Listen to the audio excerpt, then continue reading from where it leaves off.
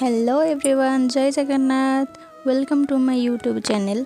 आज हूँ महाविशुभ पणा संक्रांति। सो मु आज केमी कौन ठेकी पूजा करी आपण मानक शेयर करी। तो चलो फास्ट मु समस्त को पणा संक्रांति शुभेच्छा जनइबा चाहिए। हैप्पी पणा संक्रांति। समस्ते सेफली पणा संक्रांति पालन करंतु। आउ ए असह्य खरारे टेस्टी टेस्टी पणा पी पेट आ मुंड को ठंडा रखंतु।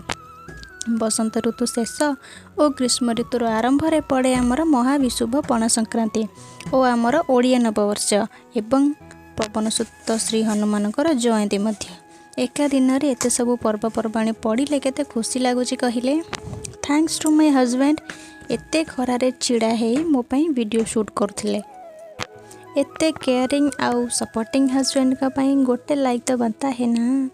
जदि मो पूजारे किसी त्रुटि रही जाए थाए ताहले प्लीज मत गाइड करेंगे।